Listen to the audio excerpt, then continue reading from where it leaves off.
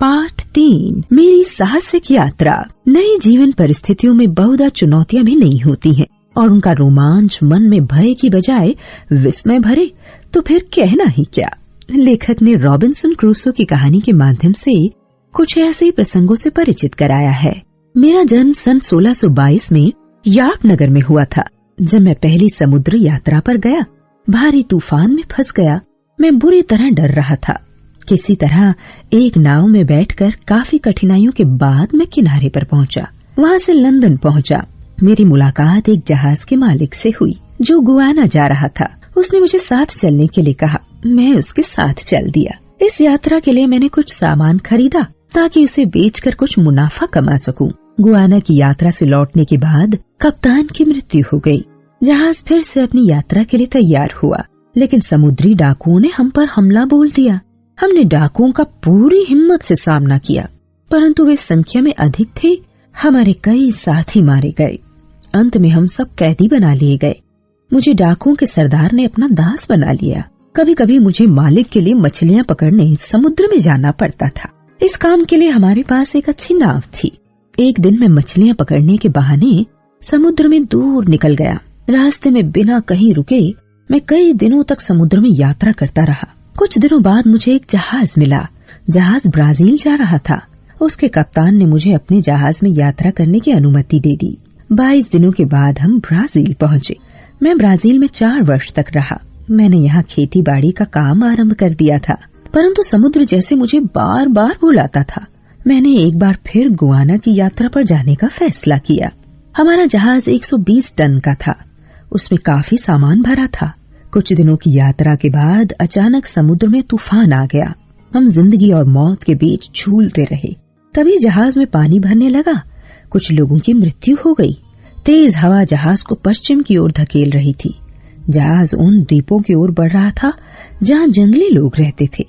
इसी बीच जहाज समुद्री रेत में फंस गया। पास वाला टापू हमारे लिए अनजान था।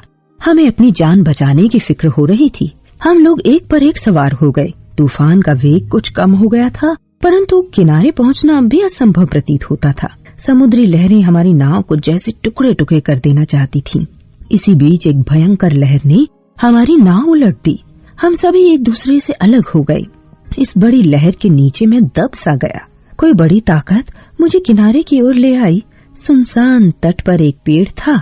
उस पर बैठकर मैंने रात काटने का निश्चय किया। जब मैं जागा तो मौसम साफ हो चुका था।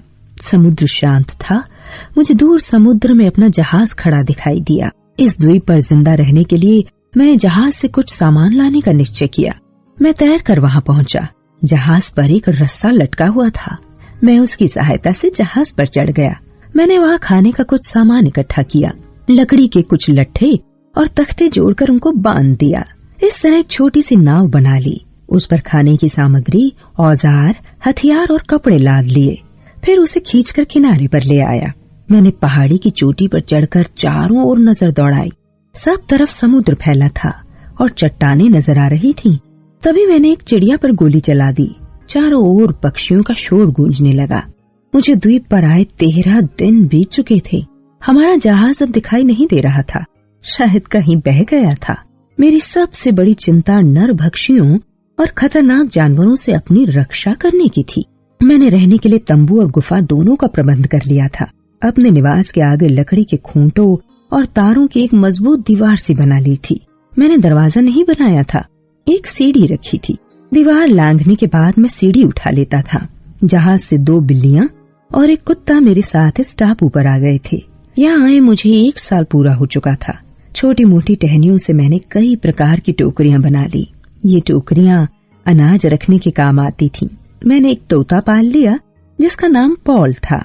वह मेरा नाम लेकर मुझे बुलाता था। मेरे पास खाना बनाने के बर्तन बहुत कम थे, इसलिए मिट्टी से बर्तन बनाए और उन्हें आग में पका लिया। इस बीच मैंने जंगली बकरियों को पालना शुरू कर दिया था। एक दिन द्वीप पर मुझे किसी व्यक्ति के पांवों के निशान दिखाई दिए। आखिर यह कौन हो सकता है? कहीं दैत्य के पांवों के निशान न हो। यह सोचकर मैं परेशान हो गया। मुझे चिंता सताने लगी। यदि जंगली लोग मुझे देख लेंगे तो मार डालेंगे। एक दिन समुद्र किनारे घूमते समय एक स्थान पर मैंने मनुष्यों की हड्डियां बिखरी देखी। यहाँ नरभक्षियों ने आग जलाई थी और अपने साथ लाए बंदियों को मार डाला था। इससे मेरी चिंता और भी बढ़ गई। एक सुबह मैंने तट की ओर आती 5 नावें देखी। नावों में काफी लोग बैठे थे। इतनी बड़ी संख्या में लोगों को किनारे पर आते देख मैं डर गया। सोचने लगा, यदि उन्होंने आक्रमण किया तो मैं अकेला उनका सामना कैसे कर पाऊंगा। नावें रुकी, वे लोग उतरे। उन्होंने आग जलाई और नाचना शुरू कर दिया। वे भयंकर मुद्राएं बनाकर नाच रहे थे। उनके साथ कुछ कैदी भी थे। उनमें से एक कैदी मौका पाकर वहां से भाग निकला। वह उसी तरफ भाग रहा था जिधर मेरा घर था। उसके पीछे 2 जंगली भागे। मैंने उस व्यक्ति की जान बचाने का निश्चय किया।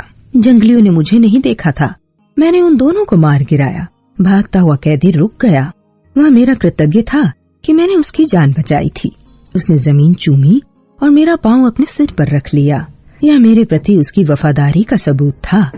कुछ देर बाद मैंने उसे खाने के लिए रोटी और सूखे अंगूरों का गुच्छा दिया और रहने के लिए अपने घर के पास ही प्रबंध कर दिया। काफी समय मेरे साथ रहते रहते वह मेरी भाषा के कुछ शब्द भी बोलना सीख गया था। मैंने उसका नाम फ्राइडे रख दिया क्योंकि वह इसी दिन मुझे मिला था। अब हम 1 से 2 हो गए थे। वह मेरी बात समझने लगा था। मेरी भाषा के कुछ कुछ शब्द बोल लेता।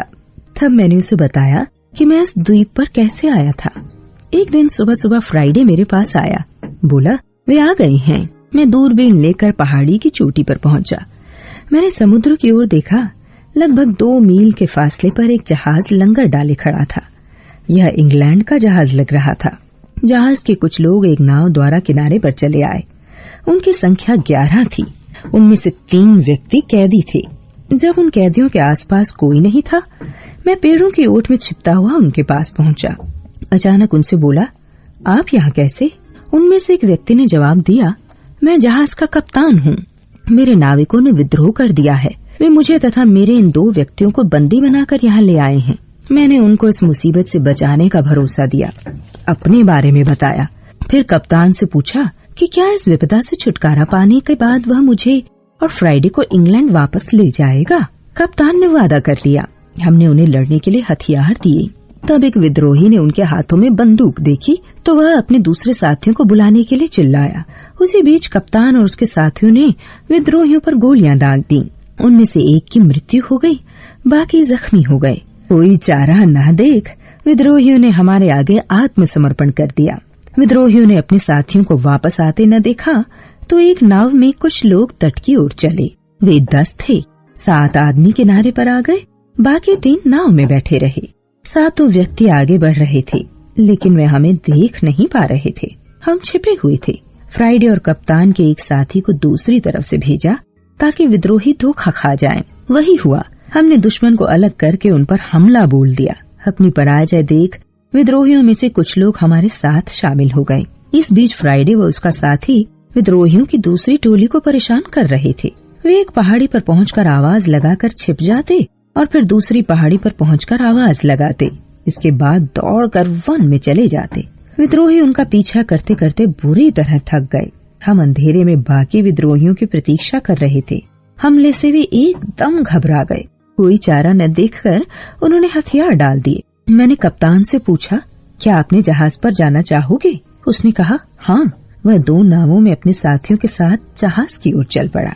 आधी रात के समय वे जहाज पर पहुंच गए। उन्हें देख सभी विद्रोही घबरा गए। उन्हें अपनी पराजय स्वीकार करनी पड़ी। कप्तान ने 7 बार गोली चलाकर संकेत दिया।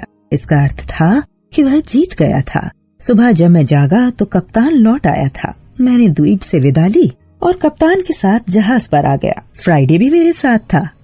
इस तरह 28 वर्ष उस द्वीप पर बिताकर मैं अपने देश की ओर चल दिया।